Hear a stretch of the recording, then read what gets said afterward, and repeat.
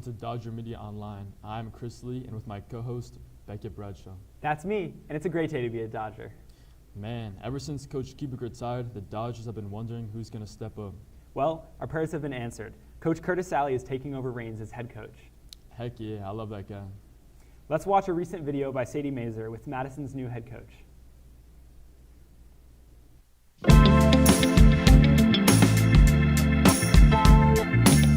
After 19 years of hard work as the head coach of Dodger football, Coach Kubiak is stepping down and Coach Sally is taking over. Coach Sally graduated MHS in 2004 and went on to play football at Widener University and Fairleigh Dickinson University right here in Madison. He has helped the Madison Dodgers to 5 state sectional titles and hopes to win many more as the new head coach. Hi, I'm Sadie Mazer and I'm here with Coach Sally. I just have a couple questions. What are your responsibilities within your role at Madison High School? My role as the newly appointed head football coach is to develop a young group of men into leaders and make sure they're being great student athletes and promoting a culture that they will be role models for the younger generation moving through Madison High School and ultimately competing in the games this season. What is your favorite part about this job? My favorite part about coaching varsity football is seeing the maturation of the guys as they grow from sophomores to seniors. What are you looking forward to in this new position? I'm excited, definitely excited to be a new head football coach. I'm excited for the guys. We're going to start fresh. There'll be some ups and downs, but we'll work through it, and I think we'll be very competitive this year. Is there anything that excites you about this upcoming fall season? It's just, it's a new year. Every year is different. I'm excited for the guys. There's a lot of inexperience, but they've been waiting for their opportunity for a couple of years, especially our upcoming senior class that are juniors right now. Yes. Thank you so much. Thank you. Man, that was inspiring. I've got good faith in next year's Dodgers. Well, speaking of coaches, there have recently been some college football coaches getting the boot. Man, I do love some college football. It's all about the U for me. That coaching situation sounds expensive. Let's send this one over to Cal and Philip to hear their thoughts about this issue. The 2025 college football season wasn't just about thrilling finishes and breakout stars. It became one of the wildest coaching carousels in history. From powerhouse programs to unexpected upsets, a record number of head coaches were fired.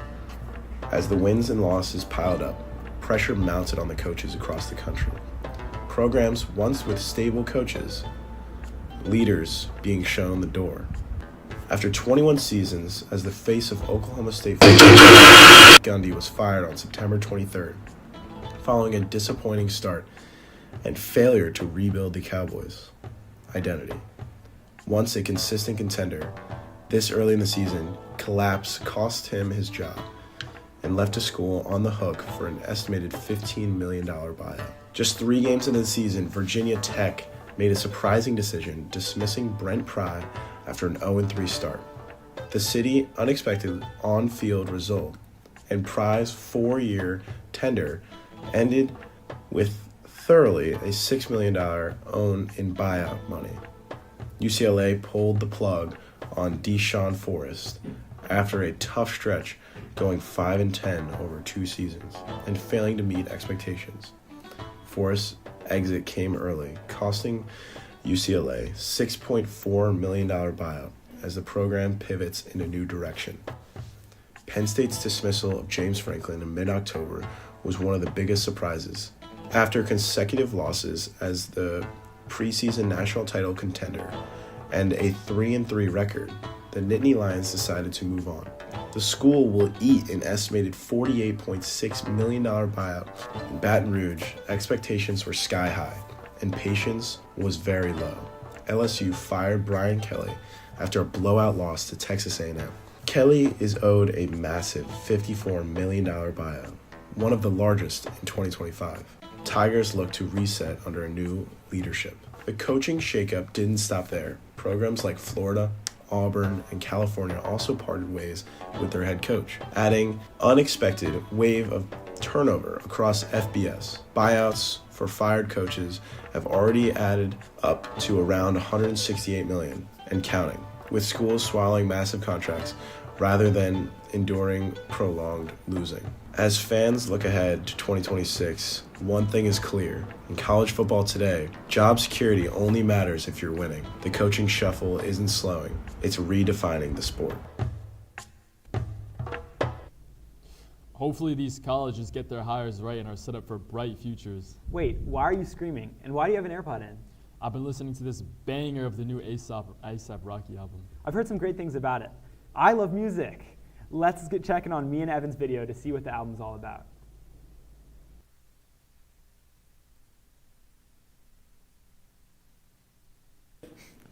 Hi, I'm Beckett Bradshaw with Dodger Media, and this is... I'm Tommy Van Etten. and we're interviewing you to ask, what's your thoughts or opinions on the new A$AP Rocky album, Don't Be Dumb? I thought it was a little repetitive. I'm a big fan of his older albums, but I thought this one, I mean, it's good that he's like making music again, but I think he could have done much more with it. Do you think with the time he had, it should have been a better product? Well, I mean, he got married and he had a baby, so I guess I understand why it took so long. I think he had a baby. He did. Yeah, so he had a baby, so I understand like how it would take long, you know. It should have been better. Yeah. Do you have any things else you can say about a little more in depth on what you thought the album was lacking? I just thought it was like a little repetitive, and it seemed like the production. I thought the production was pretty good, but I thought some of the lyrics were a little weird, and yeah. All right, thank you. Yeah, no problem.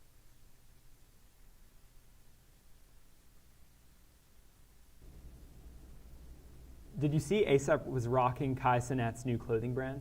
That's awesome. He's got drip. Did you hear about Kai Cenat's big news? Yeah, Kai just announced that he's quitting streaming. The biggest streamer in the world, quitting. That's big news. Let's learn more from Tom and Justin's video.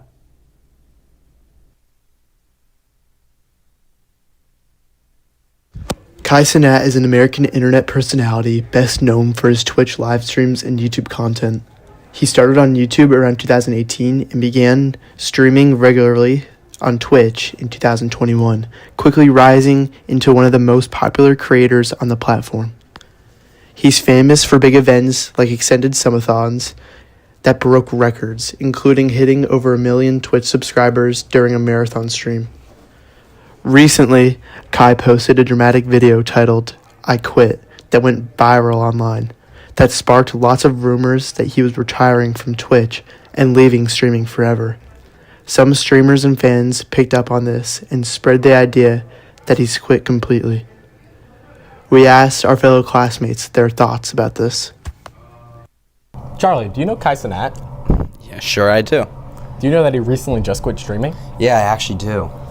Why do you think the biggest streamer in the world would just suddenly quit?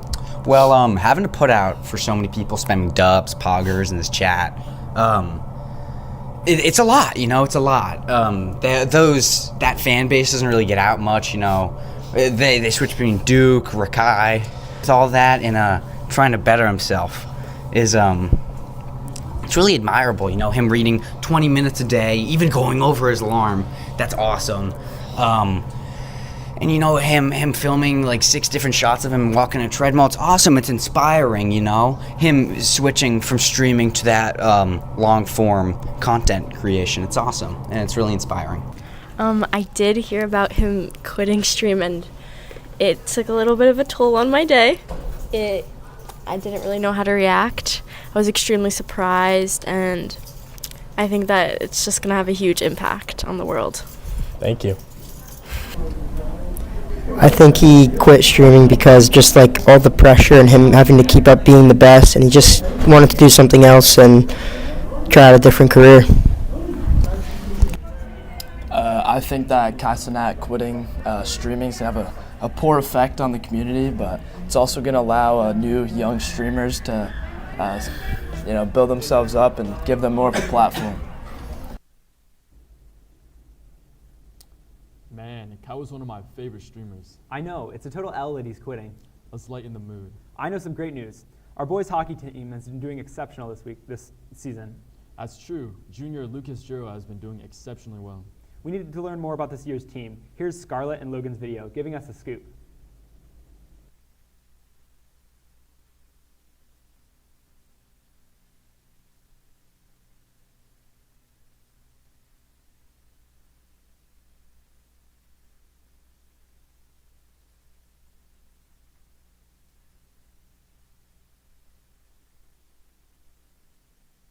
Hockey team can. Well, you can get your practice in at the Rosedale Ice Hockey Rink. That's so true. Catch me at the rink this weekend, shredding on the ice. That ice rink's a big part of the community. I'm intrigued to learn more about it with Sammy and Bridget's video.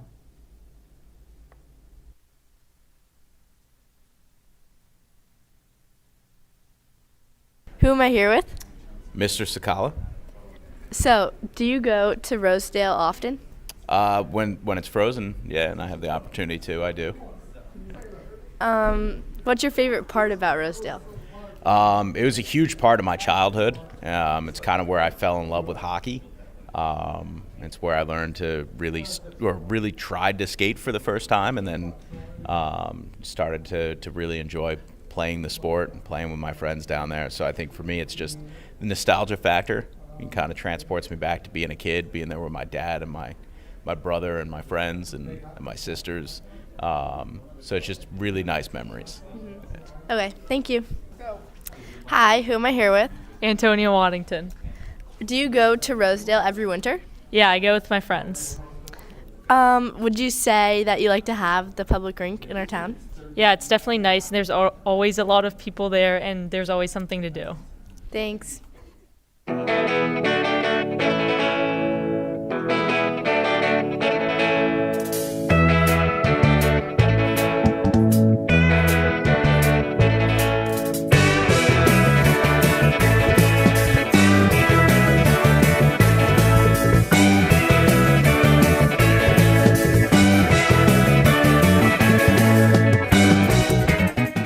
Sounds like a blast.